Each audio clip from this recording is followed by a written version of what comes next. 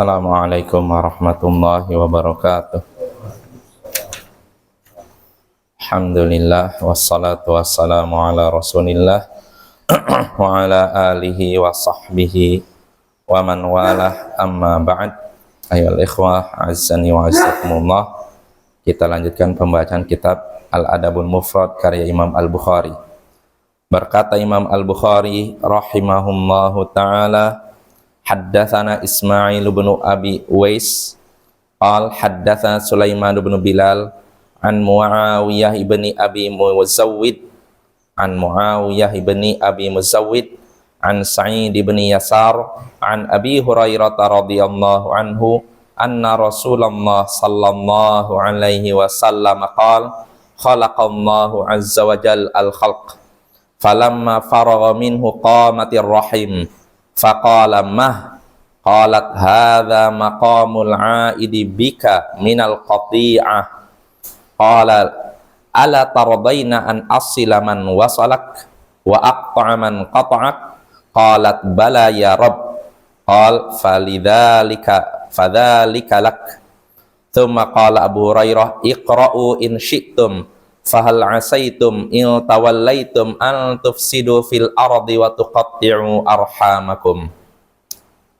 Kata Imam Al-Bukhari rahimahullah telah menceritakan kepada kami Ismail bin Abi Uwais, ia berkata telah menceritakan kepadaku Sulaiman bin Bilal dari Muawiyah bin Abi Muzawwid dari Sa'id bin Yasar dari Abu Hurairah, semoga Allah meridainya, bahwasanya Rasulullah sallallahu alaihi wasallam bersabda, Allah Azza wa Jalla menciptakan seluruh makhluk. Tatkala Allah selesai menetapkan penciptaan seluruh makhluk, berdirilah rahim. Kemudian Allah pun berkata kepada rahim, tahan dirimu. Rahim pun berkata, ini adalah orang yang berdiri dalam keadaan meminta perlindungan kepadamu dari pemutusan. Maka Allah pun berfirman, tidakkah engkau ridha aku menyambung orang yang menyambungmu dan memutuskan orang yang memutuskanmu? Maka rahim pun berkata, tentu wahai Tuhanku. Maka Allah pun berkata, itu milikmu. Lalu Abu Hurairah pun berkata, bacalah kalau kalian mau, fahal asaitum in tawallaitum an tufsidu fil ardi wa tuqatti'u arhamakum. Bisa jadi kalau kalian berpaling, kalian akan berbuat kerusakan di muka bumi dan memutus rahim-rahim kalian, memutus hubungan kekerabatan di antara kalian. Nah, ini hadisnya Bapak. Jadi hadisnya di sini Rasulullah mengabarkan tatkala Allah sudah menciptakan seluruh makhluk, menetapkan penciptaan seluruh makhluk, ketika Allah sudah selesai menentukan penciptaan seluruh makhluk, berdirilah rahim. Rahim apa ya? Rahim kan suatu yang abstrak, tapi Allah jadikan konkret. Jadi di akhirat nanti Bapak ada suatu yang menurut kita abstrak tapi jadi konkret. Contohnya kematian. Ini kan nggak bisa kita lihat dalam bentuk fisik kan? Tapi di hari kiamat nanti, sebagaimana disebutkan Sahih Bukhari, kematian nanti akan berwujud seperti kambing, lalu Allah disembelih.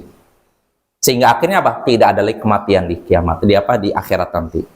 Jadi kematian didatangkan dalam bentuk kambing, lalu disembelih. Setelah itu, la maut khulud. Tidak ada lagi kematian, abadilah kalian wahai penduduk surga, abadilah kalian wahai penduduk neraka. Nah, mati kan sesuatu yang abstrak. Ternyata di akhirat nanti jadi dalam bentuk konkret, dalam bentuk ada fisiknya. Nah, begitu pula rahim di sini. Rahim nanti berdiri setelah Allah ciptakan seluruh makhluk, rahim pun berdiri lalu berkata, kemudian Allah pun berkata kepada dia, mah, tahan dirimu. Maka disitulah rahim berkata, saya berdiri di sini dalam posisi meminta perlindungan kepadamu dari pemutusan. Pemutusan apa? Pemutusan rahim, pemutusan silaturahim gitu. Maka Allah pun berfirman kepada rahim, tidakkah engkau ridha aku menyambung orang yang menyambungmu? Menyambung apa? Silaturahim. Allah akan menyambung orang yang menyambung silaturahim. Menyambung apa? Kata para ulama, menyambung rezekinya, menyambung rahmatnya, menyambung semua kebaikan untuknya. Tidakkah engkau ridha aku menyambung orang yang menyambungmu dan memutus orang yang memutusmu? Memutus apa? Silaturahim. Allah akan memutus orang yang memutus silaturahim. Memutus apanya? Rezekinya, rahmatnya, cintanya. Nah ini. Tidakkah engkau ridha aku menyambung orang yang menyambungmu dan memutus orang yang memutusmu? Maka Rahim pun berkata, tentu wahai Tuhanku, ya, aku ridha engkau menyambung orang yang menyambungku dan memutus orang yang memutusku. Maka Allah pun berkata, fadzalika lak, itu untukmu.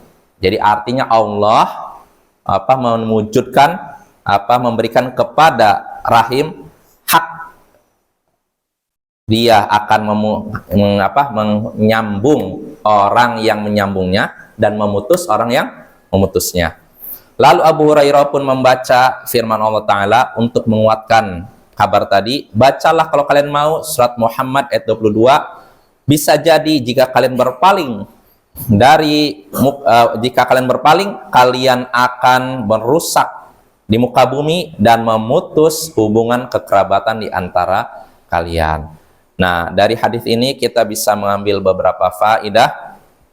Di antaranya, Rahim nanti di hari kiamat nanti akan ada dalam bentuk fisiknya, dalam bentuk konkret, bukan abstrak. Ya.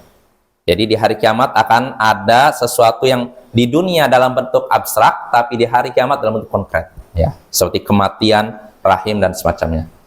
Itu faedah pertama. Lalu faedah kedua yang bisa kita petik dari hadis ini juga, isti'adzah itu hanyalah kepada Allah. Meminta perlindungan hanyalah kepada Allah, bukan kepada makhluk. Contohnya Rahim. Dalam hadis ini Rahim menyatakan apa? Aku berdiri dalam posisi meminta perlindungan kepadamu ya Allah dari pemutusan. Nah, itu menunjukkan isti'adzah, perlindungan, memohon perlindungan ini hanya boleh kepada Allah, bukan kepada makhluk. Lalu faedah terakhir terkait dengan hadis ini, wajibnya silaturahim, menyambung rahim. Karena apa? Nabi menyebutkan, Allah menyebutkan dua keutamaan atau keutamaan dan kerugian orang yang tidak silaturahim. Keutamaannya, orang yang menyambung silaturahim akan Allah sambung. Sambung apanya? Rezekinya, rahmatnya, cintanya, dan semacamnya. Dan kerugian orang yang memutus silaturahim, karena Allah akan memutusnya. Memutus apanya? Putus rezekinya, rahmatnya, dan cintanya. Karena itu hendaknya kita menjaga kewajiban ini, jangan sampai kita lalaikan ya, menyambung silaturahim kepada kerabat-kerabat kita atau orang yang memiliki hubungan darah dengan kita. Ya mungkin saja, kurang lebihnya mohon maaf. Subhanakallahumma bihamdik, asyhadu an la ilaha illa anta, astaghfiruka wa atubu ilaik. Assalamualaikum warahmatullahi wabarakatuh.